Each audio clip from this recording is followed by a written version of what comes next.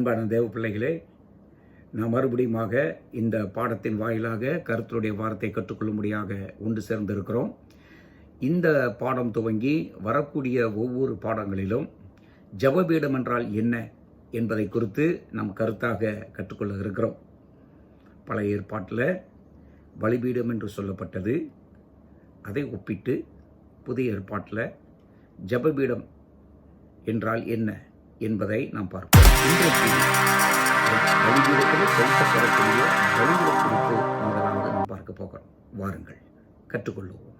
இன்றைக்கு நாம் எடுத்துக்கொள்ளுவோம் ரோமர் 12ஆம் அதிகாரம் 1-2 வசனங்கள். இந்த வசனத்தை நான் சொல்லும் பொழுது நீங்களும் வசனத்தை எடுத்து நீங்கள் இருக்கிற இடத்துலையே வாசிக்கணும், சத்தமாக வாசிக்கணும். சரிங்களா? நீங்கள் வசனத்தை எடுத்து அப்படியே வாசிக்கணும். ரோமர் 12ஆம் அதிகாரம் 1-2 ஆகிய வசனங்கள். இது எல்லாமே நான் தமிழில் தான் நம்ம பதிவு செய்ய போகிறோம். இடையிடையே நான் ஆங்கிலத்தில் வசனங்களை குறிப்புகளை மட்டும் சொல்கிறேன். I will just give the reference in English. Romans chapter 12 verse 1 and 2. அப்படி இருக்க சகோதரரே, நீங்கள் உங்கள் சரீரங்களை பரிசுத்தமும் தேவனுக்கு பிரியமுமான ஜீவ பலியாக ஒப்பு கொடுக்க வேண்டும் என்று தேவனுடைய இரக்கங்களை முன்னிட்டு உங்களை வேண்டிக் கொள்ளுகிறேன். இதுவே நீங்கள் செய்யத்தக்க புத்தியுள்ள ஆராதனை. நீங்கள் இந்த பிரபஞ்சத்திற்கு ஒத்த வேஷம் தெரியாமல் தேவனுடைய நன்மையும் பிரியமும் பரிபூர்ணமான சித்தம் இன்னதென்று பகுத்தறியத்தக்கதாக உங்கள் மனம் புதிதாகிறதுனாலே மறுரூபம் ஆகுங்கள். இந்த வசனத்தில் இந்த முதல் வசனம் மிக முக்கியமாக சொல்லுகிறது. சரிங்களா? உங்கள் சரீரங்களை பரிசுத்தமும் தேவனுக்கு பிரியமுமான ஜீவ பலியாக ஒப்பு கொடுங்கள்.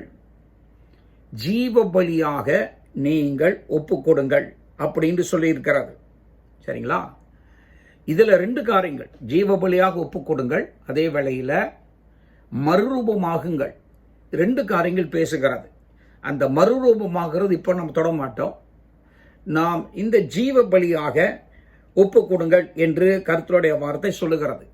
இந்த ரோமருக்கு பவுல் எழுதும் பொழுது அவர் என்ன ஒரு பின்னணி அடிப்படையில் எழுதுகிறார் என்பதை நீங்கள் புரிஞ்சுக்கொள்ளணும்.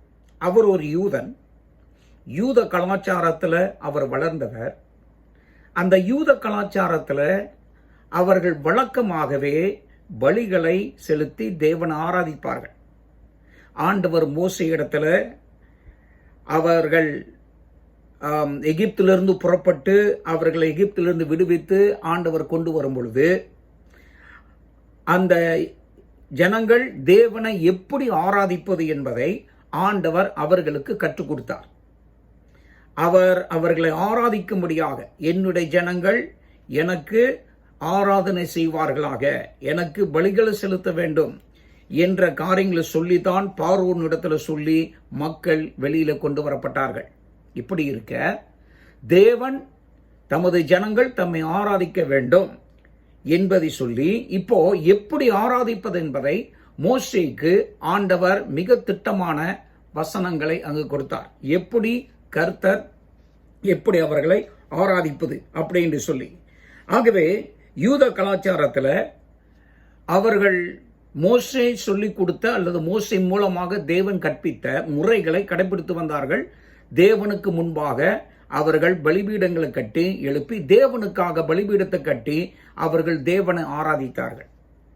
அப்போ தேவனே பலிபீடத்தை கட்டி அவரை ஆராதிப்பதற்கு அந்த நாட்களிலே அவர்களுக்கு அவர் கற்றுக் கொடுத்தார். இது மட்டுமல்ல, ஆண்டவர் மோசேக்கு இந்த பலிபீடத்தை மட்டுமல்ல, அந்த பலிபீடத்தை கொடுத்த அத்தனை நுணுக்கங்களையும் அவர் கற்றுக் கொடுத்தார், என்ன செய்வது என்று சொல்லி. ஆகவே இந்த ஆசரிப்பு கூடாரத்தில் அதை சுற்றிலும் இருக்கிற அதுக்குள்ளாக இருக்கிற எல்லா காரியங்களையும் நாம் நுணுக்கமாக அறிந்து கொள்வது மிக முக்கியம். அது எல்லாத்தையும் நம்ம நீங்க பார்க்க போகிறது இல்லை. இந்த பலிபீடத்தை குறித்து நாம் கண்டிப்பாக பார்க்க போகிறோம். இந்த பலிபீடம் அவ்வளவு முக்கியமாக அவர்களுக்கு காணப்பட்டது. அது மட்டுமல்ல, தேவன் பலிபீடத்தை குறித்து அவர் அதாவது ஆசரிப்பு கூடாரத்தை குறித்து சொன்னார், பலிபீடத்தை குறித்து சொன்னார். அது மட்டுமல்ல, தனக்கு ஆராதனை செய்வதற்கு ஒரு முழு கோத்திரத்துமே ஆண்டவர் பிரித்தெடுத்தார். லேவி என்கிற கோத்திரத்தை ஆண்டவர் பிரித்தெடுத்து, இவர்கள் எனக்கு ஆராதனை செய்யட்டும், என்னுடைய ஆலயத்தில் இவர்கள் தான் என் சமூகத்தில் நின்று எனக்கு ஆராதனை செய்வார்கள் என்று சொல்லி தேவன் இப்படியா கட்டளையிட்டார். அது மட்டுமல்ல, அவர்களுக்கு இன்னொரு காரியத்தை ஆண்டவர் முக்கியமா சொன்னார். இந்த ஆசாரியர்களுடைய முக்கியமான வேலை, பலிபீடத்தின் அக்னி எப்பொழுதும் எரிந்து கொண்டிருக்க வேண்டும். பலிபீடத்தின் அக்னி அவிந்து போகலாகாது, அது எப்பொழுதுமே எரிந்து கொண்டிருக்க வேண்டும் அப்படின்னு சொல்லி பலிபீடத்தின் அக்னி எப்பொழுதுமே எரிந்து கொண்டிருக்க தேவன் அவர்களுக்கு கட்டளையிட்டார். இது தொடர்ந்து அவர்கள் தலைமுறை தலைமுறையாக கடைபிடித்து வர வேண்டிய மிக ஒரு முக்கியமான காரியங்களாக காணப்படுகிறார்.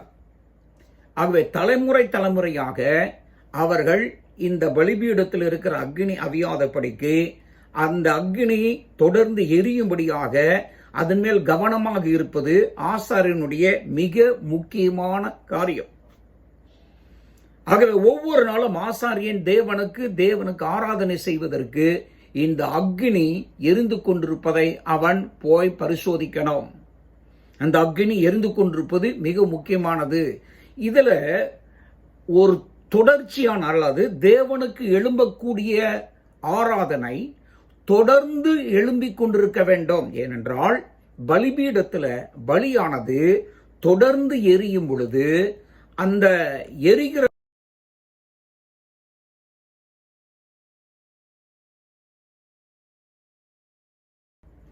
அந்த பலியினுடைய அந்த வாசனை, அந்த புகை தேவனுக்கு முன்பாக எழும்பிக் கொண்டே இருக்கிறது. இது நின்று போகக்கூடாது அப்படின்னு தேவன் சொன்னார். இது மிக முக்கியமானது. நல்லா கவனிங்க. இந்த பலிபீடத்தை தான் புதிய ஏற்பாட்டில் இன்றைக்கு நாம் ஜெபபீடம் என்று அழைக்கிறோம். அப்ப பலிபீடத்தில் இருக்கிற அக்னி அவியாதபடி ஆசாரியர்கள் தொடர்ந்து கவனம் செலுத்தி அந்த பலியினுடைய நறுமணம் தேவனுக்கு 24 மணி நேரமும் எழும்பிக் கொண்டிருக்க வேண்டும் அப்படி என்று கர்த்தர் சொல்லுகிறார். நம்முடைய ஜெபம் எப்பொழுதுமே தேவனுக்கு சுகந்த வாசனையாக எழும்ப வேண்டுமா? தேவன் நம்மிடத்திலிருந்து துதிகளையும் ஸ்தோத்திரத்தையும் கர்த்தருக்கு முன்பாக நாம் ஜெபங்களையும் நாம் எழுப்புவதை அல்லது தேவனோடு உறவு கொள்ளுவதை அவர் எப்பொழுதும் விரும்புகிறார். இந்த புகை எழும்பி போகும் பொழுது 24 மணி நேரம் போகும் பொழுது அந்த 24 மணி நேரமும் அங்கு தொடர்பு உள்ளதை சுட்டி காண்பிக்கிறது. அப்போ தேவன் எப்போதெல்லாம் நம்மோடு உறவு கொள்ள விரும்புகிறார் அப்படின்னு பார்த்தால் 24 மணி நேரமும் ஆண்டவர் நம்மோடு உறவு கொள்ள விரும்புகிறார். ஒருபோது கூட ஒரு நிமிட நேரம் கூட நம்மோடு கூட உறவை துண்டிக்க ஆண்டவர் விரும்பவில்லை. பாருங்க, இந்த ஜெபபீடத்தில் நாம் நிறைய காரியங்களை கற்றுக்கொள்ள வேண்டியது இருக்கிறது. இந்த ஆசாரியர்களுக்கு முக்கியமான காரியம் அது.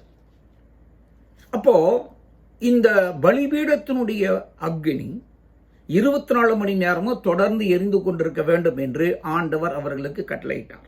அப்புறம் இந்த பலிபீடம் என்ற வார்த்தை எங்கு முதல்ல நாம் பார்க்கிறோம்? பலிபீடம் என்ற வார்த்தை ஆதியாகமம் 8ஆம் அதிகாரம் சொல்லுவோம். ஆதியாகமம் 8ஆம் அதிகாரம் எடுத்துக்கொள்ளுங்கள்.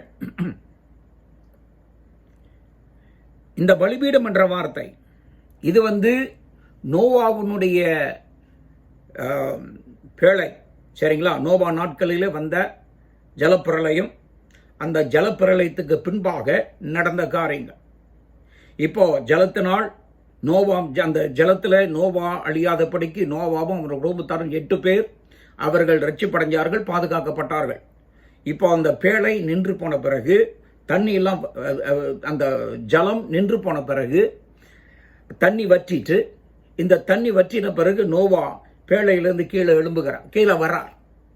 அப்போ வரும் பொழுது அவர் செய்த மிக முக்கியமான ஒரு காரியம், என்ன என்று நான் பார்த்தால், சரிங்களா, இங்கு நான் வாசிக்கிறோம் 8ஆம் அதிகாரம் 20ஆம் 21ஆம் வசனம். அப்பொழுது நோவா கர்த்தருக்கு ஒரு பலிபீடம் கட்டி, அப்பொழுது நோவா கர்த்தருக்கு ஒரு பலிபீடம் கட்டுகிறார். நல்லா கவனிங்க.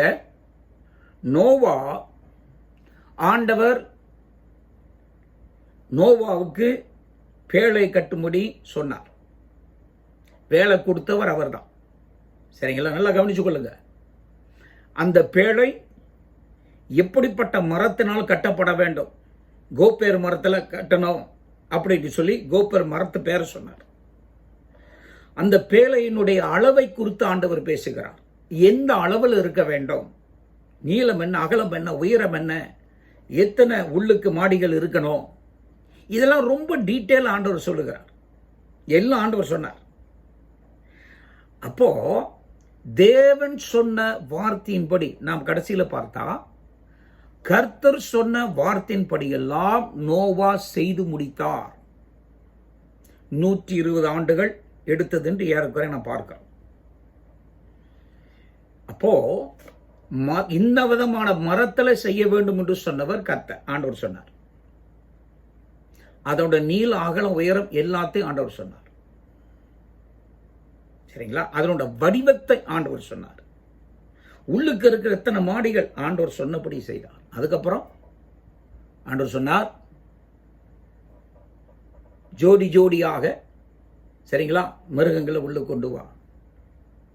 அந்த ஜோடி ஜோடியான மிருகங்களும் உள்ளுக்கு கொண்டு வரப்பட்டது, தேவன் சொன்ன வார்த்தையின்படியாகவே. நல்லா கவனிங்க. அதுக்கப்புறம் நான் வாசிக்கிறோம், நோவாவை ஆண்டவர் உள்ளுக்கு போக சொல்லிட்டு அவர் அடைக்கிறார். சரிங்களா, வாசல் அடைக்கப்படுகிறார். அப்போ நோவாவுக்கு பேழையை கட்டும்படியாக சொன்ன நேரத்திலிருந்து பேழைக்குள்ளாக போகிற வரைக்கும் ஆண்டவர் சொல்லி நோவா செய்தார், சொல்லி செய்தார் என்று வாசிக்கிறோம். இப்போ தண்ணி வற்றி போன பிறகு இப்போ நோவா, ஆண்டவர் கதவு ஜன்னல் திறக்கிறார், நோவா வெளியில் வருகிறார். இப்போ கவனிங்க, தேவ நோவாவுக்கு நீ எனக்கு ஒரு பலிபீடம் கட்டுன்னு சொல்லவே இல்லை, சொல்லவே இல்லை. எல்லாத்தையும் சொன்னவர் பேழை கட்டுகிற நேரத்திலிருந்து அதனுடைய மரம் அளவு எல்லாத்தையும் என்ன விதமான பொருள் கட்டணும் அப்படின்னு திட்டவட்டமாய் சொன்னவர் நோவா தேவன் சொன்ன வார்த்தையின்படியே சகலத்தையும் கேட்டு கேட்டு செய்து வந்து இப்போ பேழையிலிருந்து கீழே இறங்கின உடனே வேத வசனம் சொல்லுகிறது, அப்பொழுது நோவா கர்த்தருக்கு ஒரு பலிபீடம் கட்டினார். தேவன் சொல்லி கட்டல, அவராய் கட்டுகிறார்.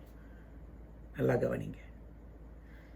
இந்த பலிபீடம் கட்டினார் என்பது தான் இதனுடைய முழு உள்ளான விளக்கம். என்ன? இந்த பலிபீடம் கட்டுவது தேவனுக்கு ஆராதனை செய்வது, தேவனோடு உறவை தேடி தேவனோட உறவை நாடி போவதை குறித்து இங்கு சொல்லுகிறார். பலாத்காரம் பண்ணி ஆண்டவர் என்னோடு உறவு கொள்ளுன்னு சொல்லல. தேவனோடு உறவு கொள்ளுகிறது நம்முடைய உள்ளத்தின் ஆழத்திலிருந்து எழும்பணும். இதுதான் தேவன் விரும்புகிறது. ஆகவே பேழையிலிருந்து நோவா கீழே வந்ததையோ வேற ஒரு காரியத்தை செய்யல. இப்போ நம்ம எல்லாரும் எம்சிஓல இருக்கிறோம், சரிங்களா? எல்லாம் அடக்கம் ஒடுக்குமா அடங்கி ஒழுங்கா வீட்டோடு இருக்கிறோம், சரிங்களா? இப்போ அடக்கம்னா ரொம்ப பேருக்கு தெரியணும், வீட்டில் எப்படி அடங்கி இருப்பது அப்படின்னு ஏறக்குறைய, சரிங்களா? வாழ்நாள் முழுவதும் அடங்கி இருக்காதவங்க இப்போவாது கற்றுக்கிறாங்க. இந்த எம்சிஓ மட்டும் முழுவதுமாக அகற்றப்பட்டதுன்னா இங்கே இருக்கிற அத்தனை பேரும் எப்படா வெளியில் ஓடுவோம், வெளியில் போய் சுற்றி கித்தி பார்ப்போம் அப்படின்னு சொல்லி இருப்பீங்க. இதுக்கு இடையிலே சில பேர் சூரி சூரியாக தான் போயிட்டு வரீங்க, தெரியுது, சரிங்களா? ஆனால் நாம் அடைப்பட்டிருக்கிற நாம் கதவை திறந்தது எப்படியாவது வெளியில போய் நம்ம விருப்பமா செய்யணும்னு விரும்புவோம்.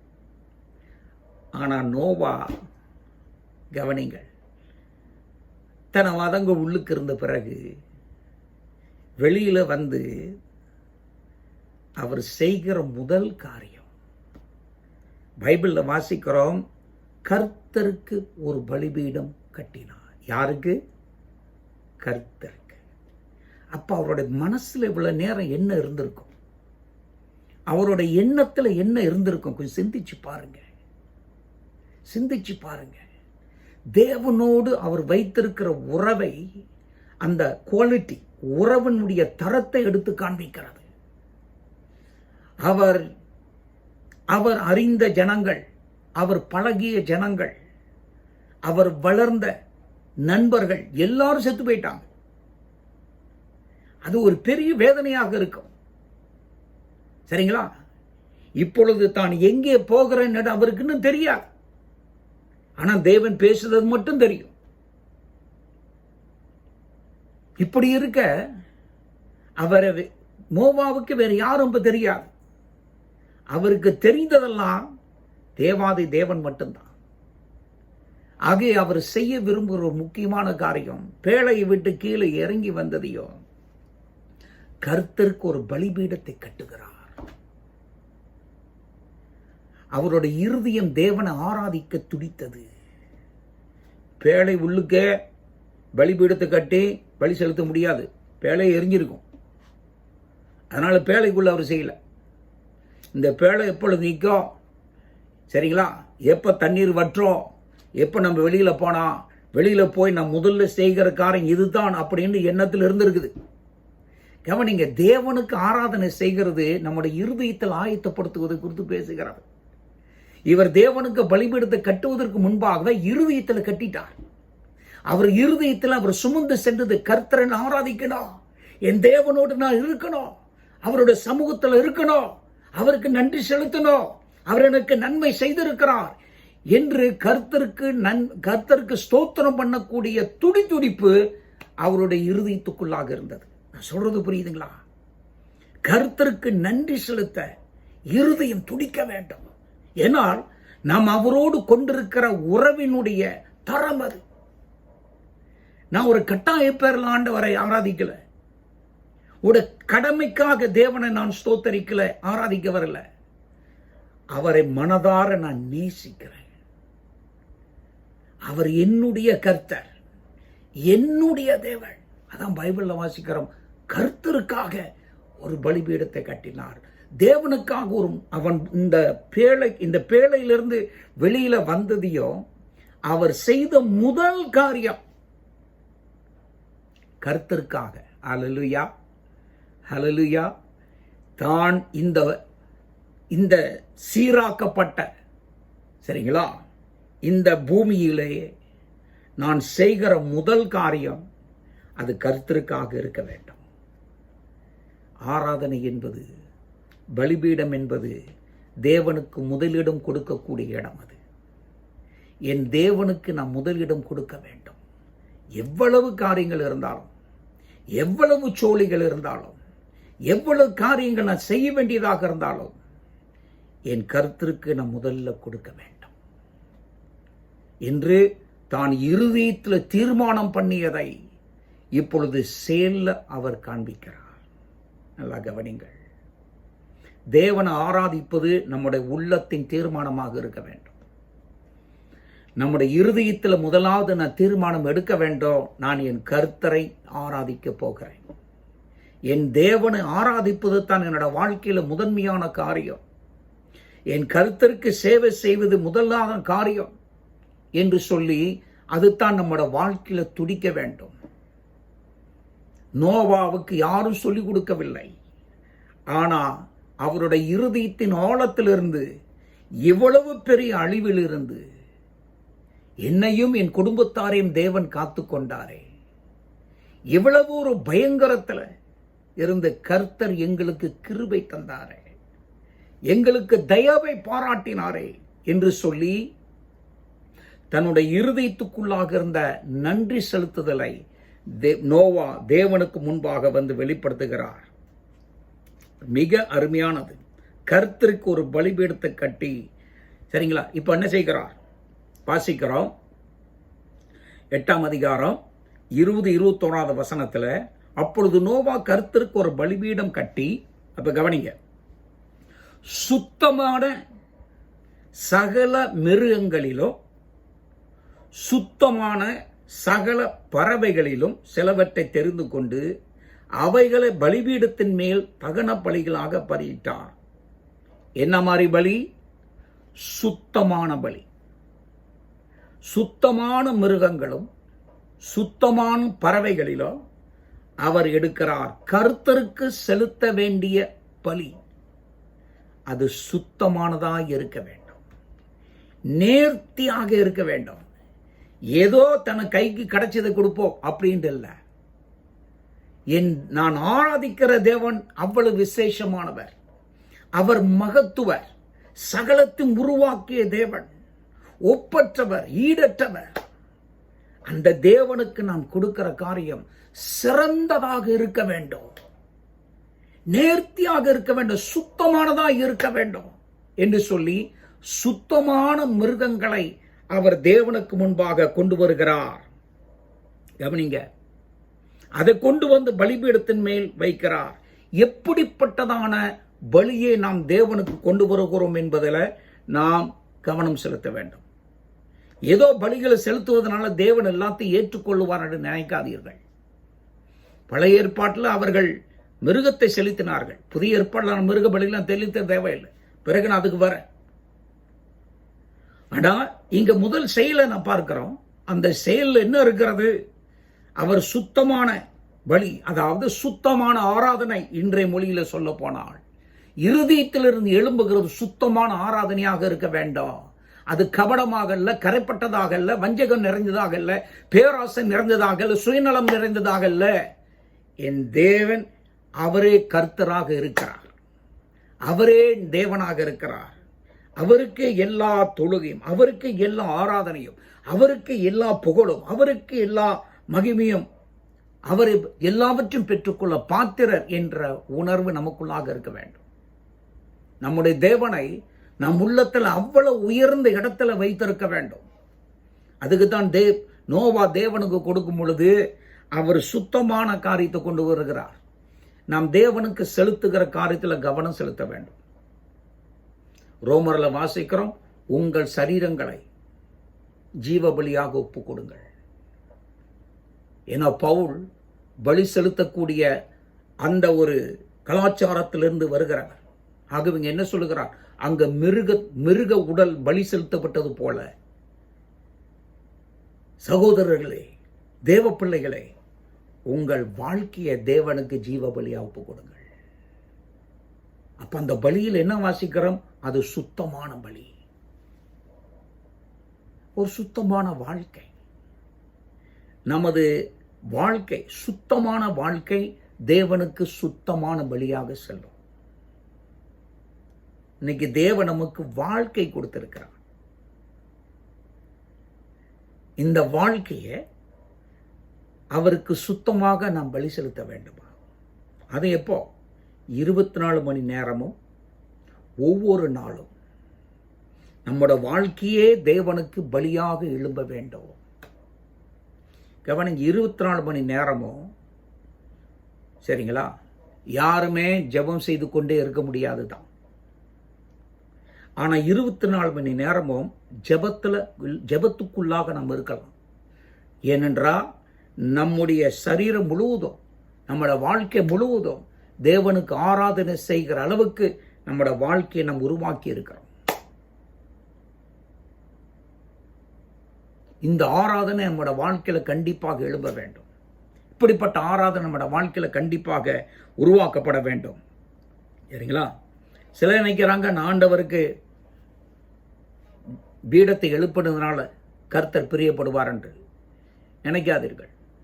சும்மா ஏதோ ஒரு பலிபீடம் உண்டாக்கி இருக்கிறதுனால கர்த்தர் அதிலிருந்து பிரியப்படுகிறார் என்பதில். அதுக்கு மேல நீங்கள் ஆண்டவர் நீங்க செலுத்துகிற பலியை அவர் ஏற்றுக்கொள்ளக்கூடியதாக இருக்க வேண்டும், அவருக்கு பிரியமானதாக இருக்க வேண்டும். அதுக்கு தான் தேவனுக்கு பிரியமாக ஒப்பு கொடுங்கள்னு போட்டிருக்கிறார். தேவனுக்கு அவர் ஏற்றுக்கொள்ளக்கூடிய பலியாக இருக்கட்டும். நம்மை குறித்து பேசுகிறார்.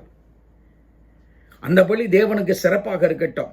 ரோமர் 12:1 சகோதரரே, நீங்கள் உங்கள் சரீரங்களை பரிசுத்தமும் தேவனுக்கு பிரியமான ஜீவ பலியாக ஒப்பு கொடுக்க வேண்டும் என்று தேவனுடைய இரக்கங்களை முன்னிட்டு உங்களை வேண்டிக் கொள்ளுகிறேன். ஆங்கிலத்தில் I beseech you, உங்களை தயவாய் கேட்டுகிறேன். நீங்கள் அப்படியாக தேவனுக்கு ஒப்பு கொடுங்க. இதுதான் நீங்கள் செய்யத்தக்க சீரான ஆராதனை. இதுதான் நீங்க தேவனுக்கு ஆராதனை செய்யணும்னா முதலாவது உங்க வாழ்க்கைய தேவனுக்கு பலியாக ஒப்பு கொடுங்க. இன்றைய நாட்கள்ல கிறிஸ்தவர்கள் மத்தியில ஆராதனை என்றால் பாடல். வாழ்க்கை என்ன நாட்டு அடிச்சாலும் பரவாயில்ல, எல்லாருக்கும் கேட்க இனிமையான பாடலை பாடிட்டா போதும். தேவனை பாடல் மூலமாக பாடி ஆராதிப்பது தவறே கிடையாது, நல்லது. ஆனால் பாட்டு மட்டும் ஆராதனையாக மாறிவிடாது. வேத வசனத்தில் நான் வாசிக்கிற கருத்து சொல்லுகிறார், இந்த ஜனங்கள் தங்கள் உதடுகளினால் மட்டுமே என்னிடத்தில் சேருகிறார்கள், அவர்களுடைய இருதயமோ தூரமாக இருக்கிறது. உதடுகளினால் மட்டும் கிட்ட சேருகிறார்கள். உதட்டளவுக்கு நாம் பாடலை பாடலாம், கேட்கிறவர்களுக்கு இன்பமாக இருக்கலாம். இன்னைக்கு நான் செய்கிறது தேவனுக்கு பிரியமாய் இருக்கிறதா என்பதை ஆராய்வதற்கு அதுக்கு கிறிஸ்தவர்கள் முக்கியத்துவம் கொடுக்கல. நான் பாடுற பாட்டு எல்லாரும் ரசிக்கிறாங்களா, எல்லாருக்கும் என் பாட்டு பிடிச்சிருக்கா, நான் சொல்றது புரியுதுங்களா? எல்லாருக்கும் நான் பாடுற பாட்டு பிடிச்சிருக்கா, எல்லாரும் ரசிக்கிறாங்களா, என்னுடைய மியூசிக் பத்தி என்ன சொல்றாங்க, புரியுது நான் சொல்றது? என்னுடைய மியூசிக் பத்தி என்ன சொல்றாங்க, என்னுடைய பாட்டு எவ்வளவு பாப்புலரா இருக்குது, இதுலத்தான் கவனம் இருக்கிறத ஒழிய நான் கொண்டு வருகிறது தேவனுக்கு பிரியமாக இருக்கிறதா? நீங்க அநேகருக்கு ஆராதனை என்று சொன்னால் 4 பாட்டை பாடிட்டா ஆராதனை முடிஞ்சது. அதனால்தான் பல இடங்களுக்கு நான் போய் மலேசியா முழுவதும், இந்த தேசம் முழுவதும் மட்டுமல்ல மற்ற தேசங்களிலும் ஜபபீடத்தை குறித்து போதித்து வரும் பொழுது நான் அறிந்து கொண்ட ஒரு முக்கிய காரியம், பல இடங்களில் காணுகிறது, ஆராதனைகளில் மக்கள் பாடலை பாடிட்டா ஒரு திருப்தி வந்துடுது, அதே போதும். அதுக்கப்புறம் அடுத்த லெவலுக்கு போகணும் என்ன என்று அவர்களுக்கு அந்த எண்ணம் வரமாட்டேங்குது. என்னோட வாழ்க்கை எப்படிப்பட்டதாக இருக்கிறது என்ற காரியத்தில் கவனம் செலுத்துவதில்லை. அவங்க பாடலை பாடுவதும் மியூசிக் அடிப்பதும் இதுதான் ஆராதனை என்று சொல்லி நினைச்சு கொண்டிருக்கிறார்கள். ஆகவே நீங்க நினைக்காதீங்க, நீங்கள் தேவனுக்கு முன்பாக கொண்டு வந்து படைப்பதெல்லாம் தேவன் பெற்றுக்கொள்வார் ஏற்றுக்கொள்வார் என்ற அர்த்தம் அல்ல. கவனிங்க, பாட்டு பாடக்கூடாதுன்னு நான் சொல்லல, பாடி ஆராதிக்க கூடாதுன்னு சொல்லல, ஆனா பாடலையே ஆராதனையா மாற்றி விடாத. ஆராதனையில பாடல் ஒரு பகுதி தான், சரிங்களா? இன்னும் மற்ற பகுதிகளும் இருக்கிறது. ஒப்புரவாக வேண்டியது, மன்னிப்பு கேட்க வேண்டியது, மற்றவர்களுக்கு நீங்கள் நஷ்டத்தை உண்டாக்கினால் நஷ்ட ஈடு போய் கட்டுவது, இதெல்லாம் செய்ய வேண்டாமா? உன் சகோதரனுக்கு துரோகம் பண்ணினால் நீ இப்ப ஒப்புரவாக வேண்டியது, இதெல்லாம் செய்ய தேவையில்லையா? ஒருத்தரை ஏமாத்தி இருந்தால் அது போய் சொல்லி மன்னிப்பு கேட்டு சரி அதை சரிப்படுத்துவது, அதெல்லாம் செய்ய தேவையில்லையா? இதெல்லாம் அதுதான் ஆராதனை, அதான் உன் வாழ்க்கை, அது உன்னோடு இணைஞ்சு இருக்கிறது. அதெல்லாம் நீங்க செய்யணுங்க. சும்மா வெறும் பாட்டை மட்டும் பாடிக்கிட்டு மேல ஒரு பூசலா போட்டுக்கிட்டு, சரிங்களா, கேக்கல மேல கிரீம் போட்டு மூடுவாங்க, இந்த ஐசிங் போட்டு மூடுற மாதிரி ஐசிங் போட்டு பாட்டை வச்சு ஐசிங் போட்டு மூடிட்டு உள்ளுக்கு இருக்கிற குப்பை, வெளியில பார்த்தா ஐசிங். ஆண்டவர் போய் கொடுக்கிற, ஆண்டவரை இதை பெற்றுக்கொள்ளும் சொல்லி நம் இருதயத்தை ஆராய்ந்து பார்க்க வேண்டும், நம்முடைய உள்ளத்தை ஆராய்ந்து பார்க்க வேண்டும். என்னோட உள்ளத்தினுடைய எண்ணங்கள் எப்படி இருக்கிறது, நான் தனிமையில் இருக்கும் பொழுது என்னுடைய மனசுல என்ன ஓடிக்கொண்டிருக்கிறது, என்னுடைய எண்ணங்களில் என்ன ஓடிக்கொண்டிருக்கிறது, என்னோட உள்ளத்தினுடைய ஆவல் என்ன, எனக்குள்ளாக என்ன ஒரு ஆசை என்னிலிருந்து எழும்புகிறது. சற்று பரிசோதித்து பாருங்கள், சிந்திச்சு பாருங்கள். எனக்கு ஓய்வு இருக்கும் பொழுது, நான் தனிமையாக இருக்கும் பொழுது என்னுடைய இருதயம் எங்கே ஓடுகிறது? எதை நோக்கி ஓடுகிறது? எதன் மேல தாகமா இருக்கிறது? சற்று ஆராய்ந்து பார்ப்பேன். ஏன்? நான் தாயா அந்த பலி. இதைத்தான் ஜீவ பலியா ஒப்பு கொடுங்கள். தேவனுக்கு பிரியமானதாக இருக்கட்டும். கவனிங்க, ஏதோ ஒரு சொற்ப நேரத்தில் தேவனுக்கு பயந்தவனாக நடக்கிறது மட்டும் உன் வாழ்க்கையின் ஆராதனையாக மாறாது. தேவனுக்கு பயப்படுகிற பயம் எப்பொழுதுமே இருக்க வேண்டும். இது ஆராதனை. நாம் நம்மை பரிசோதித்து பார்க்க வேண்டும். எந்த விதத்தில் கருத்திற்கு நான் ஆராதனை செய்கிறேன்? ஆகவே இங்கு அவர் என்ன செய்கிறார்? தேவனுக்கு முன்பாக அந்த பலிகளை அவர் சுத்தமான பலிகளை கொண்டு வருகிறார். அதுக்கப்புறம் 21 வாசிக்கிறோம். ஆதியாகமம் 8:21. அவர் பலியிடுகிறார். வேதவசனம் சொல்லுகிறது, சுகந்த வாசனையை கர்த்தர் முகந்தார்.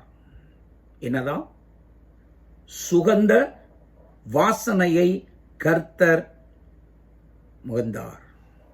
ஆங்கில பைபிள் ரொம்ப அழகா போட்டிருக்கார். சரிங்களா?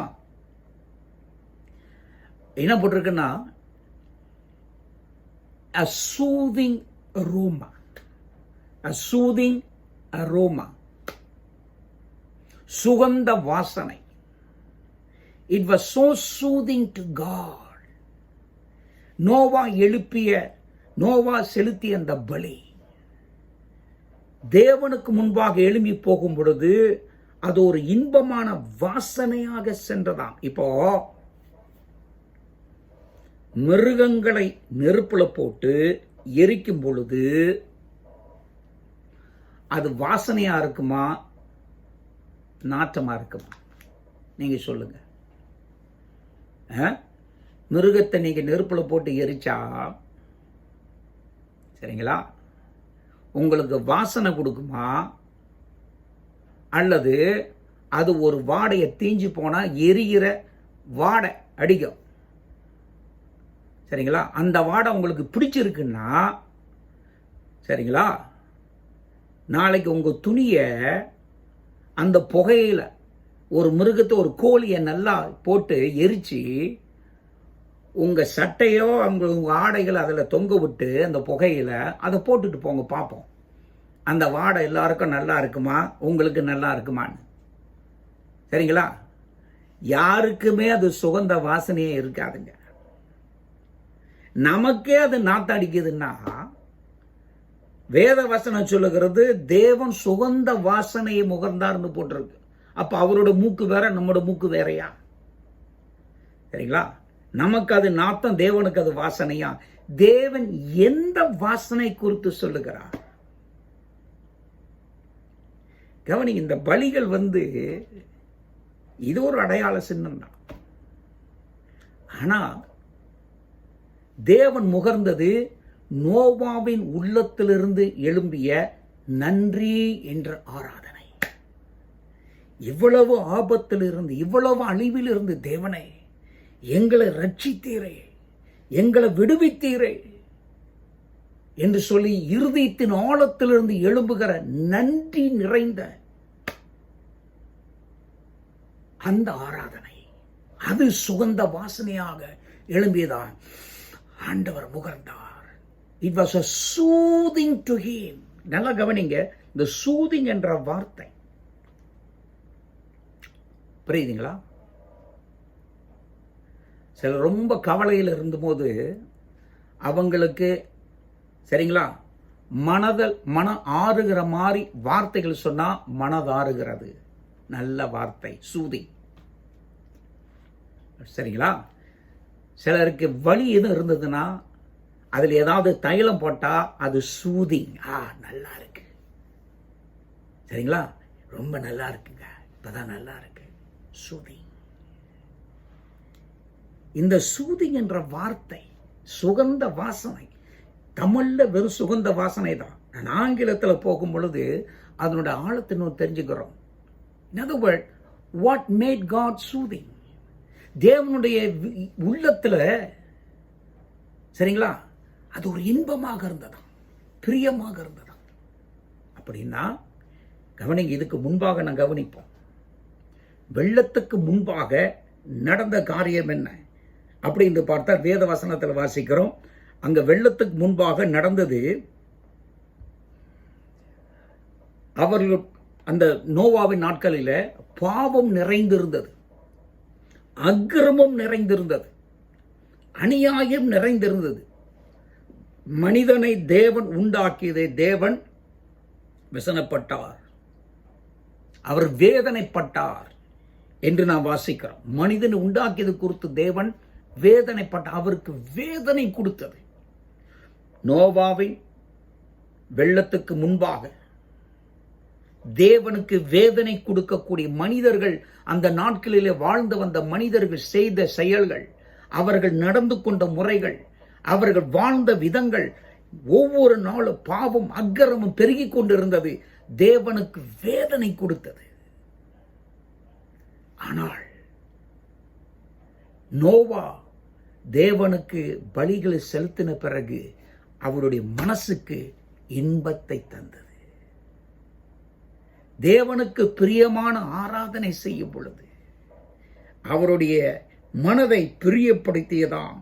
தேவனுக்கு அது இன்பமாக காணப்பட்டது, தேவனுக்கு பிரியமாக இருந்தது என்று நாம் வாசிக்கிறோம். கவனிங்கள், நாம் பலிபீடத்துக்கு அல்லது ஜெபபீடத்துக்கு வருகிற நோக்கமே தேவனுடைய தயவை தேடி வருவது. ஆண்டவருடைய தயவு எனக்கு வேண்டும், ஆண்டவர் என் மேல பிரியமாக இருக்க வேண்டும் என்று சொல்லி தேவனுடைய தயவை தேடி வருவது தான் இந்த ஜெபபீடத்தினுடைய ஒரு மிக முக்கியமானது. இந்த இடத்துல நான் என்ன செய்கிறேன், ஆண்டவருக்கு முன்பாக என்னுடைய மனம் திரும்புதல் என்ன கொண்டு வருகிறேன். அந்த இடத்துல தேவனோடு ஒப்புரவாகிறேன். இதுக்கு முன்பாக மனிதர்கள் தேவனுக்கு முன்பாக துரோகம் பண்ணினார்கள், தேவனுடைய மனசை வேதனைப்படுத்தினார்கள். இப்பொழுது நோவா என்ன செய்கிறார், அந்த பலிபீடத்தின் மூலமாக, பலியின் மூலமாக தேவனோடு ஒப்புரவாக வருகிறார், தேவனுடைய தயவை தேடி வருகிறார், தேவனுடைய இரக்கத்தை தேடி வருகிறார். இந்த பலிபீடம் அவர் செலுத்திய பலி அவருடைய இரக்கத்தையும் தயவையும் அவருடைய மன்னிப்பையும் தேடுகிறது. ஆண்டவரே, உம்முடைய நியாய தீர்ப்பை நான் பார்த்துட்டேன்.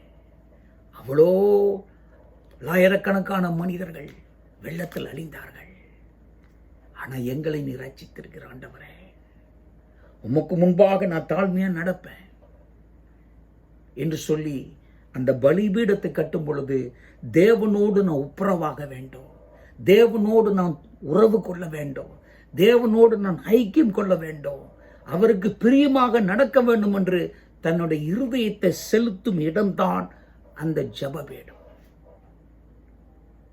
ஜெபபீடத்தை குறித்து பேசணும், நிறைய பேசலாம். ஆனா இதுல சில முக்கியமான 4 காரியங்கள், 3 காரியங்கள் நான் சொல்லுகிறேன். 4 காரியம். ஜெபபீடம் என்றால் என்ன, சரிங்களா? ஜெபபீடம் என்றால் என்ன? ஜெபபீடம் என்றால், ஒன்றாவது, அது மனம் திரும்புதலின் இடம். ஜெபபீடம் என்றால் நான் மனம் திரும்புகிற இடம். அந்த இடத்துல ஒவ்வொரு தடவை நான் வரும் பொழுது நான் எனக்கு முன்பாக, தேவனுக்கு முன்பாக நான் மனம் திரும்ப, ஆண்டவரே நான் செய்த தவறுகள் இது இருந்தால் மன்னிப்பு கேட்கிறேன் என்று சொல்லி தேவனிடத்துல மன்னிப்பு கேட்பது, சரிங்களா? இரண்டாவது, ஆண்டவரோடு நாம் ஒப்புரவாகுவது, ஒப்புரவாகும் இடம். ஏன்னா எனக்கும் அவருக்கும் இருக்கிற உறவில் எந்த பங்கமும் வரக்கூடாது, எந்த பகையும் இருக்கக்கூடாது, நான் தேவனுக்கு பகையா இருக்கக்கூடாது. கவனிங்கள், ஒரு காலத்துல நாம் தேவனுக்கு முன்பாக பகைஞராக இருந்தோம். ஏன்னா நம்முடைய பாவங்களிலும் அக்கிரமங்களிலும் மரித்தவர்களாக இருந்தோம். கிறிஸ்துவின் மூலமாக இன்னைக்கு தேவனோட சமாதானத்தில் வாழுகிறோம். கவனிங்கள், கிறிஸ்துவுக்குள்ளாக தேவனோடு சமாதானத்தில் வாழ்ந்தவர்களாக காணப்பட்டாலும் நாம் துணிகரமான காரியங்கள் பாவங்களை செய்யும் பொழுது மறுபடியுமாக தேவனுக்கு முன்பாக வேதனை கொடுக்கிறார். அதுக்காகத்தான் போய் மனம் திரும்புகிறோம். ஆண்டவரை நம் மன்னியும். சரிங்களா? நான் மன்னிப்பு கேட்பதனால எந்த தவறையும் செஞ்சிட முடியாதுங்க. சிலர் சொல்லுவாங்க, சில உபதேசங்கள் சொல்லும், ஆண்டவர் இயேசு கிறிஸ்துக்கிட்ட ஒரு தடவை மனம் திரும்பி மன்னிப்பு கேட்டால் போதும், அதுக்கப்புறம் ஆட்டோமேட்டிக்காக கழுவிட்டு போவோம் அப்படின்னு சொல்லி. யார் சொன்னது ஆட்டோமேட்டிக்காக கழுவுன்னு சொல்லி? சரிங்களா? நீ சாப்பிட்ற கையை ஆட்டோமேட்டிக்காக கழுவிடுமா? சொல்லுங்க பார்ப்போம். பிறந்த தடவை ஒரு தடவை சாப்பிட்டிய, ஒரு தடவை கழுவுனல்ல, அதுக்கப்புறம் சாப்பிட்டுக்கிட்டே இரு, கழுவே தேவையில்லை. முடியுமா? முடியாதுங்க. பகுத்தறிவை பயன்படுத்தணும். ஆண்டவர் ப்ரொவிஷன் கொடுத்திருக்கிறார், வழிகளை கொடுத்திருக்கிறார். நீ தவறு செஞ்சிட்டியா, வா மன்னிப்பு கேளு. ஆனா மன்னிப்பு கேட்கறது என்னங்க தவறு? மன்னிப்பு கேட்கறதுனால ஒருத்தன் பாதாளம் போக மாட்டான். சரிங்களா? ஆனா சிலர் சொல்லிக்கிட்டு இருப்பாங்க, நீங்க ஒரு தடவை மன்னிப்பு கேட்டா போதும், ஒரு தடவை மனம் திரும்பிட்டா போதும் அப்படின்னு சொல்லி. கவனிங்க, நான் ஒரு தவறு செய்யும் பொழுது அது என்னோட வழியில நான் செய்யறேன். நான் மறு தேவனோட வழிக்கு திரும்ப என்னோட வழிக்கு நான் விடுறேன். ஆண்டவரே, இனி என்னோட வழியில போக மாட்டேன், உங்களோட வழியில் தான் வருவேன். நீ 10 வாட்டி செஞ்சாலும் 10 வாட்டி திரும்ப. ஏன்னா நீதிமான் அவன் விழுந்தாலும் என்ன செய்வான்? எழுந்திருப்பான். சொல்றது புரியுதுங்களா? அப்போ ஜெபபீடம் என்பது நம்முடைய இருதயத்தை ஆராய்ந்து, சரிங்களா, என்னுடைய உள்ளத்துக்குள்ளாக வாழ வேண்டியவர் தேவன், என்னுடைய நேசர். அவர் வாழ்கிற இடம், அவர் தங்குகிற இடத்துல அவருக்கு மனவேதனை கொடுக்கக்கூடிய காரியங்கள் இருக்கக்கூடாது. ஆண்டவரே, என்னால் நான் முழுமையாக ஆராய்ஞ்சு பார்க்க முடியாது, ஆகவே நீர் என்னுடைய இருதயத்தை ஆராய்ந்து போறோம். என்னை உருவாக்கின கர்த்தர் நீதான். ஆக உம்மிடத்தில் நான் வர்றேன் ஆண்டவரே, என் இருதயத்தை ஆராய்ந்து பாரும் என்று தாவீது சொல்லுகிறாரே, இதுக்குத்தான் நான் வரணும். சரிங்களா? நம்முடைய இருதயம் மகா திருக்குள்ளது, மகா வஞ்சகம் நிறைந்தது. நம்முடைய மனசு சொல்றது எல்லாம் நினைச்சு செய்யாத. உன் மனசு சொல்ல நீ ஓகே, பரவாயில்ல, நீ ஓகே ஓகே, உன்னை பத்தி ஓகேன்னு தான் சொல்லும் உன் மனசு. அதுக்கு தான் நான் தேவனிடத்தில் வரணும். ஆண்டவரை, நீங்க என்னுடைய இருதயத்தை ஆராய்ந்து பாருங்க. ஏன்னா அந்த உலகத்துல பெர்ஃபெக்டா இருக்கிறவர் அவர் மட்டும்தான். ஒரு பொருள் நேரா இருக்கான்னு சொல்லி, ஒரு பொருள் ஸ்ட்ரெயிட்டா இருக்கான்னு சொல்லி எப்படி உங்களுக்கு அளந்து பார்ப்பீங்க? சரிங்களா? ஒரு ரூலர் வச்சு அளந்து பார்ப்பீங்க அது நேரா இருக்கான்ட்டு. ஆனா நீ வச்சிருக்கிறத கோணிக்கிட்டு இருந்ததுன்னா அதை வச்சு நீ எப்படி அளந்து பார்ப்ப? சரிங்களா? மனிதர்களோட வழிகள் எல்லாம் கோணலானது. இந்த உலகத்துல ஒரு மனுஷன் கூட நேரா இல்லை, தேவன் மட்டும்தான். அவர் மட்டும்தான் நீதிபரர். ஆகவே அவர் இடத்துல தான் நான் போகிறேன். ஆண்டவரே, நீர்தான் உம்முடைய அளவுகோலால் ஆராய்ந்து பாரும் என்னை. எங்கேயாவது விசனம் மூட்டுகிற வழிகள் இருந்தா எனக்கு சொல்ல ஆண்டவரே, நான் அதை விட்டுடுறேன். சொல்றது புரியுதுங்களா? ஏன்னா நம்முடைய சொந்த மனசு கபடம் நிறைஞ்சது. அது நம்மையே டூப்புட்றோம். உங்க மனசு உங்களே டூப்புட்றோம். நம்ப கூடாத நம்ப வச்சிரும். உங்க மனசு உங்களை ஏமாத்திரும். உன் மனசை நம்பிட்டு போவாத. அதுதான் பைபிள்ல போட்டிருக்கிறது, என் மகனே உன் இருதயத்தை எனக்குத்தா, ஆண்டவருக்கு கொடுத்துரு. சிலர் எவனுக்கோ எவளுக்கோ கொடுத்துக்கிட்டு லொன்னு இருக்கிறான் இன்னைக்கு. சரிங்களா? ஆனா நீ உன் மனசை கர்த்தருக்கு கொடுக்க கற்றுக்கொள்ளு. உன் வாழ்க்கை முழுவதும் இன்பமாக இருக்கும். என் மகனே உன் இருதயத்தை எனக்குத்தா அப்படின்னு கர்த்தர் சொல்லுகிறார். நல்லா கவனிங்க. மனம் திருப்புகிற இடம் அது. அடுத்தது ஒப்புரவாகிற இடம். மூன்றாவது தேவன் முன்பாக என்னை தாழ்த்துகிற இடம். A place of humility. என்னை ஆண்டவரே, என்னை நான் சார்ந்திருக்கும் உண்மையெல்லாம் என்னால் ஒன்றும் செய்ய முடியாது. ஆகவே நீர்தான் எனக்கு எல்லாமே. சரிங்களா? is an expression of our dependence on God. நான் தேவனை சார்ந்திருக்கிறேன் என்று சொல்லி வெளிப்படையாக செயல் மூலமாக காட்டுகிற இடம் அது ஜெபபீடம். நான்காவது, தேவனுடைய தயவை நாடும் இடம் அது, அல்லது தேவனுடைய தயவை நான் பெற்றுக்கொள்ளுகிற இடம். It's a place where I receive God's favor. இந்த 4 காரியங்கள் ஞாபகத்தில் வைத்துக் கொள்ளுங்கள். சரிங்களா? நான் தேவ தயவு, நான் செய்கிறதெல்லாம் என்னுடைய சொந்த கிரிகளினால நாம் எதையும் நான் பெற்றுக்கொள்ள முடியாது. என்னுடைய சொந்த நற்கிரிகளினால நான் தேவனுடைய இரக்கத்தை பாராட்டலை நான் பெற்றுக்கொள்ள முடியாது. அவருடைய தயவை நான் நாடுகிறேன். ஆகவே உங்களுடைய தயவை நான் தேடி வருகிறேன் ஆண்டவரே என்று சொல்லி நம்ம தாழ்த்து தேவனிடத்துல போகும் பொழுது கர்த்தர் நமக்கு அங்கே தயவை பாராட்டுகிறார். ஆகவே இந்த 8:22 வசனத்துல நாம் மறுபடியும் வாசிப்போம். 8ஆம் அதிகாரம் ஆதியாகமம் 20:21 அப்பொழுது நோவா கர்த்தருக்கு ஒரு பலிபீடம் கட்டி சுத்தமான சகல மிருகங்களிலும் சுத்தமான சகல பறவைகளிலும் சிலவற்றை தெரிந்து கொண்டு அவைகளை பலிபீடத்தின் மேல் தகன பலிகளாக பலியிட்டான். சுகந்த வாசனையை கர்த்தர் முகந்தார். அல்லேலூயா. இந்த வசனத்தை வாசிக்கும் போதெல்லாம் என்னுடைய இருதயம் பூரிக்கிறது. என்றால் கர்த்தர் நம்முடைய ஆராதனையை அவ்வளவாக எதிர்பார்க்கிறார். ஆகவே நாம் அவருக்கு செலுத்துகிற வாழ்க்கை எவ்வளவு முக்கியமாக இருக்கணும். அவர் நம்மை குறித்து சந்தோஷப்படணும். அவர் முகத்துல அவருடைய புன்சிரிப்பை நான் பார்க்கணும். அவருடைய புன்னகை நான் பார்க்கணும். இதுதான் நம்முடைய இருதயத்தின் வாஞ்சியா இருக்கு. அப்பொழுது கர்த்தர், கவனிங்கள், தேவன் சுகந்த வாசனை முகர்ந்து ஆண்டவர் சொன்ன ஒரு காரியம். சரிங்களா? and God said, அப்பொழுது தேவன் தனக்குள்ளார சொல்லிக் கொண்டார், இனி நான் மனுஷன் நிமித்தம் பூமியை சபிப்பதில்லை. மனுஷனுடைய இருதயத்தின் நினைவுகள் அவன் சிறு வயது தொடங்கி பொல்லாததாய் இருக்கிறது. நான் இப்பொழுது செய்தது போல் இனி சகல ஜீவன்களையும் சங்கரிப்பதில்லை. பூமியில் நாளளவும் விதைப்பும் அறுப்பும் சீதளமும் உஷ்ணமும் கோடை காலமும் மாரி காலமும் பகலும் இரவும் ஒளிவதில்லை என்று தம்முடைய உள்ளத்தில் தேவன் சொன்னார். தம்முடைய உள்ளத்தில் தேவன் சொன்ன ஆண்டவர் என்ன சொல்றார்? இனி நான் மனுஷனை சபிக்க போறதில்லை. இனி நான் பூமியை சபிக்க போறதில்லை. கவனிங்கள், எப்போ சொன்னாரு? நோவா தேவனுக்கு முன்பாக பலிகளை செலுத்தும் பொழுது அந்த சுகந்த வாசனையை தேவன் முகர்ந்தாரே. ஆண்டவர் சொன்னாரு, இப்பதான் எனக்கு சூதிங்கா இருக்கு.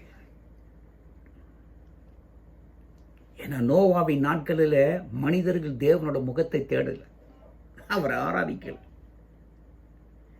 இப்போ இந்த மனுஷன் தேவனை ஆராதிக்கும் பொழுது தேவனுக்கு இன்பம் வந்ததா? ஆகவே தேவன் சொன்னார், சரி சரி, இந்த சீரான ஆராதனையின் மூலமாக தேவன் அவருடைய இருதயத்தில் இன்பம் கொண்டு he was soothed. அவருக்கு விருப்பம், இன்பம் உண்டானது. இனி வேதனை இல்லை. நோவாவின் வெள்ளத்துக்கு முன்பாக வேதனை இருந்தது, இப்பொழுது அவருக்கு பிரியம் வந்தது. ஆக இப்ப என்ன சொன்னார்? இனி நான் மனுஷனை, இந்த பூமியை நான் இப்படி சபிக்க மாட்டேன், நின்று இப்படி அழிக்க மாட்டேன். அப்புறம் சொல்றார், அவன் சரிதான், அவனோட இருதயம் சிறு வயதிலிருந்து துவங்கி அது பொல்லாததா இருக்கும். சரிங்களா? அவனோட நினைவுகள் அத்தனையோ பொல்லாததா இருக்கும், எல்லாம் தீமையா இருக்கும். அவன் தவறு தான் செய்வான், அவன் விருப்பம். ஆனா நோவா கவனிங்க, என்னை இப்படி ஆராதிச்சான், அது எனக்கு இன்பமா இருக்கு. ஆகவே இந்த பூமியை நான் சபிக்க போறதில்லை. இந்த பூமிக்கு முழு இந்த மாதிரியான ஒரு அழிவு இனி வராது என்று தன்னுடைய இருதயத்தில் சொல்லிக் கொண்டார். ஆண்டவருக்கு தெரியுங்க, மனுஷன் தொடர்ந்து பாவம் செய்வான்னு. சரிங்களா? நோவா தொடர்ந்து மனுஷனுடைய இருதயத்தின் நினைவு தொடர்ந்து தீமையா இருக்கும். ஆண்டவருக்கு தெரியும், அது நடக்கும். ஆனால் இங்க என்ன சொல்றாரா? இவன் கொண்டு வந்த ஆராதனை, இவனை தேவனோடு நான் உறவு கொள்ளணும்னு தேடி வந்தான் இல்லையா? ஆண்டவரோடு நான் ஐக்கியம் கொள்ளணும்னு தேடி வந்தார் இல்லையா? ஆண்டவரோடு நான் ஒன்னா இருக்கணும், தேவனோடு நடக்கணும் என்று பிரியப்பட்டார் இல்லையா? அதுவே தேவனுக்கு பிரியமா பிறந்ததாம். தான் அழிக்கும்படியாக இனி நான் அழிக்க மாட்டேன், இனி நான் அழிக்க மாட்டேன் என்று சொல்லி தேவன் அங்கு தீர்மானம் வைத்தார். என்றால் நோவா கொண்டு வந்த பலி தேவனுடைய இருதயத்தை பிரியப்படுத்தியதாம். நான் இனி அழிக்க மாட்டேன். ஹல்லேலூயா. அவர் கவனிங்க, நோவா கொண்டு வந்த அல்லது செலுத்திய அந்த பலியே நான் இனி பூமி இந்த மாதிரி அழிக்க மாட்டேன் என்று தேவன் சொல்லுகிற அளவுக்கு வந்துருச்சுன்னா, எல்லாவற்றுக்கு மேலாக பரிபூர்ணமான பலியாக இயேசு கிறிஸ்து அவர் செலுத்திய பலி தேவனுக்கு என்ன ஒரு இன்பத்தை கொண்டு வந்திருக்கும். அந்த பலி எனக்காக அவர் பலியாக மாண்டார் என்று நாம் விசுவாசிக்கும் பொழுது தேவனுடைய தயவை நாம் பெற்றுக்கொள்ளுகிறோம். நான் சொல்லுகிறது புரியுதுங்களா? தேவனுடைய தயவை நாம் பெற்றுக்கொள்ளுகிறோம். அந்த இயேசுவின் ரத்தம் ஒவ்வொரு தடவையும் நமக்காக பேசுகிறது. தேவனுடைய தயவு நமக்கு மறுபடியும் நாம் நம்ம மேல கொண்டு வருகிற காரணம், நாம் அதோடு ஒப்பிட்டு பேசுகிறோம், அடையாளப்படுத்தி பேசுகிறோம். தேவனுக்கு செய்கிற ஆராதனை கிறிஸ்துவின் மூலமாக அவ்வளவு பலமுள்ளதாக இருக்கிறதா? நோவா செலுத்திய மிருக பலியே அந்த தயவை கொண்டு வந்ததென்றால், ஒரு மிருக பலி செலுத்தி நோவா தேவனை ஆராதித்து தேவனுடைய தயவை பெற்றார் என்றால், ஜீவனுள்ள இயேசு கிறிஸ்து பலி, அந்த பலி தேவனுக்கு முன்பாக செலுத்தப்பட்டிருப்பதால் அவர் மூலமாக நாம் ஸ்தோத்திர பலிகளை செலுத்தும் பொழுது தேவனுடைய தயவு நம்மேல் வருவது அதிக நிச்சயம். தேவன் இப்படியாக நம்மேல பிரியம் கொள்ளுகிறது அதிக நிச்சயம் என்பதை நாம் அறிந்து கொள்ள வேண்டும். ஹல்லேலூயா. கவனிங்கள், இங்க சொல்லுகிறது, ஆண்டவர் சொல்றார், அப்புறம் தேவன் இது மட்டுமல்ல, என்ன சொல்றாராம், பூமியில் உள்ள விதை, அதாவது 9ஆம் அதிகாரம், சரி 9ஆம் அதிகாரம் செல்லுவோம்.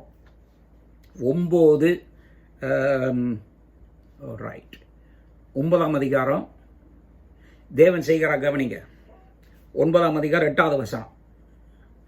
பின்னும் தேவன் நோவாவையும் அவன் குமாரன் நோக்கி, நான் உங்களோடும் உங்களுக்கு பின்வரும் உங்கள் சந்ததியோடும் உங்களோட பேழையிலிருந்து புறப்பட்ட சகல ஜீவ ஜந்துக்கள் முதல் இனி பூமியில் உண்டாக போகிற சகல ஜீவ ஜந்துக்கள் பரியந்தம் பறவைகளோடும் நாட்டு மிருகங்களோடும் உங்களிடத்தில் இருக்கிற பூமியில் உள்ள சகல காட்டு மிருகங்களோடும் என் உடன்படிக்கை ஏற்படுத்துகிறேன். நல்லா கவனிங்க, இந்த நோவா செலுத்திய அந்த பலி, நோவா செலுத்திய அந்த ஆராதனை தேவனுக்கு சுகந்த வாசனையாக வந்ததால் தேவன் இன்பம் கொண்டு அவரே உடன்படிக்கை செய்கிறார். இந்த உடன்படிக்கையில ஆண்டவர் அதை ஏற்றுக்கொண்ட பிறகு ஆண்டவர் சொல்லுகிற வார்த்தை கவனிங்கள். அவர் அந்த உடன்படிக்கையில் என்ன சொல்லுகிறார், நான் இனி அழிக்க மாட்டேன், இனி உன்னுடைய இனி வருகிற சந்ததின்னு போட்டிருக்கிறார். இனி வருகிற சந்ததி, இப்பொழுது சரிங்களா, தேவனுடைய தயவு வந்திருக்கிறது, தேவனுடைய இரக்கம் காட்டி இருக்கிறது, ஆண்டவர் மன்னித்திருக்கிறார். தேவன் சொல்லுகிறார், இனி இந்த பூமி இனி நான் அழிக்க மாட்டேன், இது உங்களோடும் உங்களுக்கு பின் வருகிற அடுத்தடுத்து வருகிற சந்ததியோடும் நான் உடன்படிக்கை செய்கிறேன். இதற்கு அடையாளமாக நான் என்ன செய்கிறேன், வானத்தில் அவர் அடையாளத்தை வைத்தார் என்று நான் வாசிக்கிறோம். ஆண்டவர் ஒரு முக்கியமான உடன்படிக்கை செய்கிறார். தேவனுடைய தயவை பெற்று உன் தலைமுறைக்கென்று அடுத்து வருகிற தலைமுறைக்காக இந்த அடையாளத்தை செய்கிறேன். என் வில்லை மேகத்தில் வைத்தேன். 13ஆம் வசனம் சொல்லியிருக்கிறது, நான் என் வில்லை மேகத்தில் வைத்தேன், அது எனக்கும் பூமிக்கும் உண்டான உடன்படிக்கைக்கு அடையாளம் இருக்கு. யாருக்கும்? எனக்கும் பூமிக்கும் உண்டான அடையாளம். பூமியோடு தேவன் செய்து கொண்ட உடன்படிக்கையின் அடையாளம் இந்த வானத்தில் நான் வைக்கும் இந்த வில். இந்த வில் பார்க்கும் பொழுதெல்லாம் சரிங்களா, என்னுடைய இரக்கத்தையும் தயவையும் இந்த பூமி நம்ப முடியும், இந்த பூமி புரிந்து கொள்ளும். ஒரு உடன்படிக்கையின் நினைவு சின்னமாக ஆண்டவர் அங்கு வைக்கிறார்னு பார்க்கிறோம். ஆகவே இன்றைக்கு சரிங்களா, மேகம் ஒன்று சேர்ந்து கருமேகம் எழும்பி மழை வருகிற, கடுமையான மழை வருகிற மாதிரி காணப்பட்டால் அந்த நேரத்தில் வானவில்லை பார்க்கிறோம். நல்லா கவனிங்க, இந்த பூமியானது செய்கிற பாவத்தினால தேவனோட கோபாக்கினையை கூட்டி கூட்டி சேர்த்து கொண்டு இருந்து, சரிங்களா, தேவனுடைய கோபம் வரவேண்டிய கட்டமாக இருந்தாலும் அந்த வானவில பார்க்கும் போதெல்லாம் தேவன் செய்த உடன்படிக்கையை செய்துகிறார். அந்த உடன்படிக்கைப்ப நோவா எனக்கு பிரியமாக பலியை செலுத்தினான். ஆண்டவரோட எண்ணம் எங்க தெரியுங்க போகுது? சரிங்களா, நோவா செய்த அல்லது செலுத்திய அந்த உண்மையான பலி ஆண்டவர் வானத்திலேயே தன்னுடைய சிக்னேச்சர் போட்டார், கையெழுத்தை போட்டார். அந்த ஒரு மனிதன் செய்தது என்ன ஒரு இது! தேவனுக்கு உண்மையாக ஆராதனை செய்யும் பொழுது, அவர் உண்மையாகவே பிரியப்படுத்தும் பொழுது, தேவன் நமக்கு செய்கிற நன்மைகளில் அளவே கிடையாது. அவர் அதிசயங்களை செய்கிறவர், ஆச்சரியமான காரியங்களை செய்கிறவர், அதிசயமான காரியங்களை செய்கிறவர் என்பதை நாம் நன்கு அறிந்து கொள்ள வேண்டும். கவனிங்க, அன்னையிலிருந்து என்ன வரைக்கும் ஒரு 5000 ஆண்டுகள் இருக்குது. நோவாவிலிருந்து ஏறக்குறைய வச்சுக்கோ. வானவில் மாறி இருக்கா? சரிங்களா, வானவில் மாறி இருக்கா? இங்க இருக்கிற சில பேர் 60 வயசு 65 வயசுலாம் இருப்பீங்க. சரிங்களா, சின்ன பிள்ளையில பார்த்த வானவில் ஏதாவது கலர் கொஞ்சம் போது ஃபெய்டா இருக்கா? கலர் எங்கேயாவது தேஞ்சு போய் இருக்கா? அல்ல அந்த வடிவு எங்கேயாவது கோணிக்கிட்டு கிடக்கா? இல்லையா. அன்னைக்கு வச்சது இன்ன வரைக்கும் இருக்கிறது. ஆண்டவர் உண்மையுள்ளவர், அவர் வாக்கு மாறாதவர், அவரோட வார்த்தை உண்மையானது. அவரை நாம் எல்லா காலத்திலும் நம்பலாம். ஆண்டவர் எல்லாத்தோடும், மிருகங்களோடு, பறவைகளோடு, பூமியோடு எல்லாத்தோடும் உடன்படிக்கை செய்தார். அல்லேலூயா. ஆகவே தான் சில பறவைகள் பாருங்க, மழை வந்துருச்சுன்னா ரொம்ப குஷி, அது நல்லா போய் சரிங்களா விளையாடுகிறது. அதுக்கு தெரியும் இது அந்த வெள்ளத்தினால் அழிய போகிறது இல்லை, வெள்ளத்தினால் அழிக்க மாட்டேன்னு தான் சொன்னார். சரிங்களா, இனி அந்த மாதிரி வராது. அந்த ஒரு மனுஷனுடைய தயவு அவ்வளவு பெரியது. கர்த்தர் ஆராதிக்கும் பொழுது தேவனுடைய இரக்கத்தை நாம் தொடுகிறவர்களாக காணப்படுகிறோம். அல்லேலூயா. இது பலியை குறித்து நாம் பேசுகிறோம். சரிங்களா, அவர் செலுத்த வந்த பலி. அடுத்தது பலிபீடம். பலிபீடம் என்றால் என்ன, அல்லது ஜெபபீடம் என்றால் என்ன? இதை அடுத்த பாடத்தில் நாம் பார்க்க போகிறோம். இதுவரைக்கும் பலிகளை பார்த்தோம். உங்கள் சரீரங்களை ஜீவ பலியாக ஒப்புக் கொடுங்கள். அடுத்தது பலிபீடம் என்றால் என்ன, அடுத்தடுத்து வரக்கூடிய காரியங்களை நாம் அடுத்த பாடத்தில் பார்க்க போகிறோம். ஆமென். தொடர்ந்து கர்த்தருடைய வசனத்தை வாசியுங்கள், கர்த்தரை முழு உள்ளத்தோடு ஆராதியுங்கள், தேவ சமூகத்தில் இருக்க இருதயத்தை ஒப்பு கொடுங்க, வாஞ்சிங்க. அவரோடு நான் இருக்கணும், என் தேவனை நான் அறியணும், அவரோடு நெருங்கணும். அவரை அந்நியராக நடத்தாதே. அவர் உன்னுடைய நண்பன், உன்னுடைய உருவாக்கின கர்த்தர், உன்னை நேசிக்கிற தகப்பன். எந்த நேரத்திலும் அவரோடு இருக்க பிரியப்படு, உனக்கு நஷ்டம் வராது, எல்லாம் நன்மையே உண்டாகும். ஒரு மனிதன் செய்த ஆராதனை இந்த பூமியிலே தேவனுடைய கையெழுத்து போடும் அளவுக்கு கொண்டு வந்தது. சிந்தித்து பாருங்கள். தேவனை உண்மையாக ஆராதிக்கிற எந்த மனுஷனையும் தேவனை அலட்சியப்படுத்துவதே கிடையாது. அவர் நினைவு கூறுகிறார். ஆமென். கர்த்தர் உங்களை யாவரும் ஆசீர்வதிப்பார். நாம் அடுத்த பாடத்தில் சந்திப்போம்.